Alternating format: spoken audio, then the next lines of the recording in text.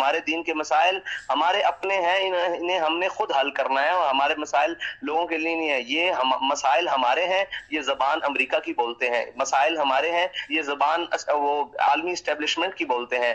مسائل ہمارے ہیں، یہ زبان ان جناب یہود و نصارہ کے پروردہ لوگوں کی بولتے ہیں جنہوں نے یہ سارا معاملہ خراب کرنے کی کوشش کی ہوئی ہے. اور یہ تو ہمیں لگتا ہے کہ یہ ترجمان ہمارے نہیں ہے، کہ فرینچ گورنمنٹ کا ترجمان کوئی بات کر رہا ہے یا ان کا کوئی ایسا آدمی ہے جو شخص ایسی گفتگو کر رہا ہے. اتنے معاملات، اتنے کروشل معاملات اور اتنے مشکل ترین مرحلے سے قوم اور ملک اور ملت کو گزرنا پڑا، اس کے بعد یہ ایک شخص ایسا بیان دے تو اس کا مطلب ہے کہ وہ کم از کم ہمارے ملک کا تو ترجمان نہیں ہے، یا وہ اس بات پر تو نہیں کھڑا ہوا کہ اس ملک کے اندر ساری چیزیں ٹھیک طریقے سے چل سکے.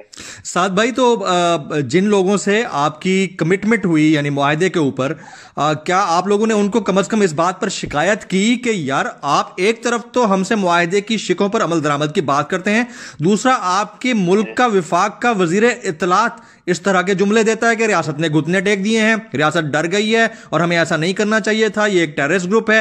جب اتنا کچھ ہونے کے بعد اور ریلیز کرنے کے بعد یہ باتیں کر رہا ہے تو اس کی شکایت تو کم از کم جانی چاہیے تھی. میں بس اتنی بات کرتا ہوں کہ میں وہ الفاظ جو انہوں نے ادا کیے وہ الفاظ میں دہرا بھی نہیں سکتا ہوں میڈیا پر.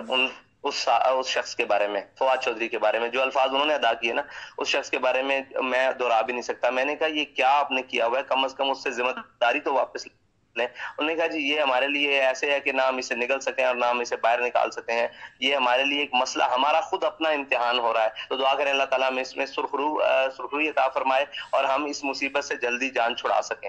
تو یہ تو وہ جو ان کے اپنے لوگ ہیں جو علی محمد خان صاحب، گارنٹیئرز مطلب مذاکراتی جی علی محمد خان صاحب، شاہ محمود قریشی صاحب اور اسپیکر صاحب، یہ تو ان افراد ان کو خود نہیں سمجھ آ رہی کہ یہ شخص کون ہے اور یہ کیا باتیں کر رہا ہے.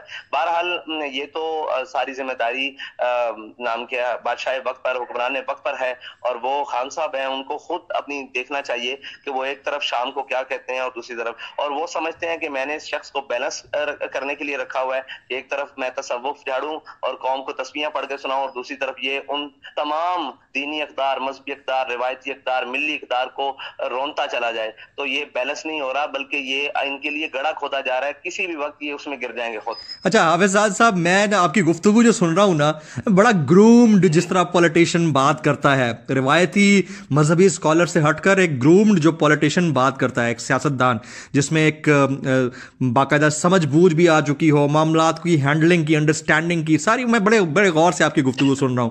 مجھے یہ فرمائیے کہ قلعدم کا لفظ تحریک لبیک پاکستان کے نام سے ہٹ گیا ہے. اول تو لگنا نہیں چاہیے تھا، وفاقی حکومت، وفاقی کابینہ نے لگایا تھا، ہٹ گیا. اب ہو سکتا ہے کہ 22 میں یا 23 میں انتخابات ہونے جا رہے ہیں. آپ لوگ کس طرح پلان کر رہے ہیں اپنی پریزنس کو، کیونکہ ٹی ایل پی ایک بہت سیریس تھریٹ ہے بڑی بڑی پولیٹیکل پارٹیز کے لیے. حافظ سعد بھائی دیکھیں جی، ہمارا پولیٹیکل مسئلہ تو ہے، اس کے لیے تو تیاری کر رہے ہیں ہم، لیکن اس سے پہلے ہمارے جو مسائل ہیں نا وہ یہ ہے کہ ہمارے بہت سارے لوگ جیلوں میں ہیں، بہت سارے ہم اپنے کارکن کے ساتھ ہیں پہلے، ٹھیک ہے جی، پھر کارکن کے جذبات کے ساتھ ہیں. ہمارے فیصلے جو ہوتے ہیں نا معاملات کے اور جو چیزوں کے آگے مستقبل کے، وہ ہمارے کارکن کا رویہ کرتا ہے. ہم اس کو اچھی طرح سے جانتے ہیں، ہم اس کو اچھی طرح سے بھانپتے ہیں. ہم اپنے کارکنوں کے ساتھ ہیں، اور ہمارا کارکن الحمدللہ بہت زیادہ قربانیاں دے کر اس نہج پہ کھڑا ہے کہ وہ جو بھی فیصلہ، جو اسے یقین ہو چکا ہے کہ ہماری قیادت نے بھی کوئی ایسی کمزوری کہیں نہیں دکھائی. تو اب ہم سب سے پہلے اپنے کارکنوں کی تسلی کے لیے سارے معاملات کر رہے ہیں، پھر اس کے بعد آگے پولیٹیکل معاملات اور یہ ساری معاملات، یہ تو چیزیں چلتی رہیں گی. اور ہم جو ہے نا بہت بڑی منزل کے مسافر ہیں، یہ تو چھوٹی چھوٹی انشاءاللہ بہت آپ دیکھیں گے آسانی سے حل ہوتی جائیں گی. اچھا حافظ سعد بھائی، آپ کے یہ جو وزیر آباد والا دھرنا تھا، اس سے پہلے مسجد رحمت اللہ عالمین سے آپ لوگ وزیر آباد تک گئے. تقریباً کوئی میری اطلاعات کے مطابق، مجھے کریکٹ کر دیجیے گا اگر میں غلط ہوں، کوئی 44 شہادتیں ہوئی ہیں ٹی ایل پی کے کارکنان کی، ٹھیک ہے؟ اور ادھر سے بھی جی آپ کچھ کہہ رہے تھے.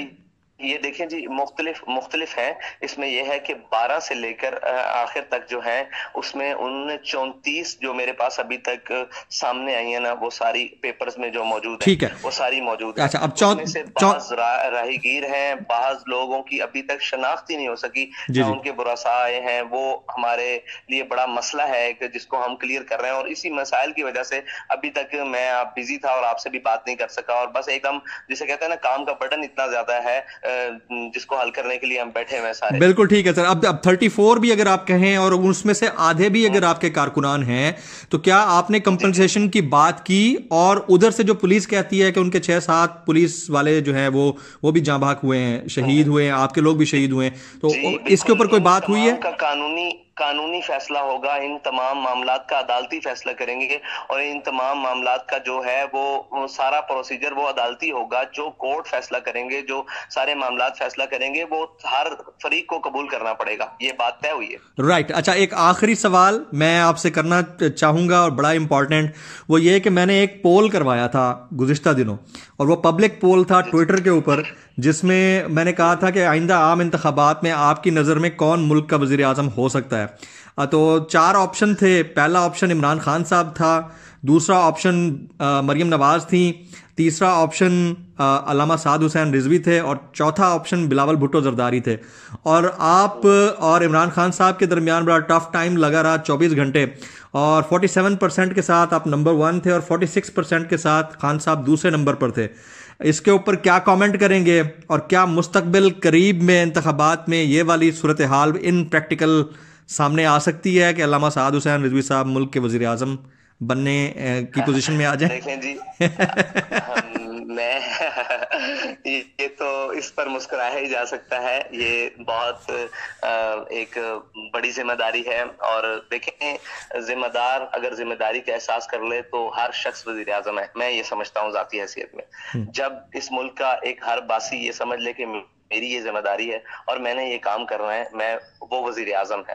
ٹھیک ہے جی, اگر وہ اپوزیشن کا ہے کوئی شخص تو وہ اپوزیشن کا وزیر اعظم ہے, اگر وہ حکومت کا ہے تو وہ حکومت کا وزیر اعظم ہے. مسائل یہ نہیں ہے کہ وزارت عثمہ, مسائل یہ ہے کہ ہمیں یہ ادراک پہلے کرنا ہے کہ ہمارے ملک کے مسائل کیا ہیں, ہم نے ان کو کیسے حل کرنا ہے. کیا ہم نے اپنی قوم کو صرف گیدڑ بتیوں اور اپنی قوم کو ڈرا کے رکھنا ہے کہ تمہارا احتساب کروں گا اور تمہارا یہ کر دوں گا وہ کر دوں گا.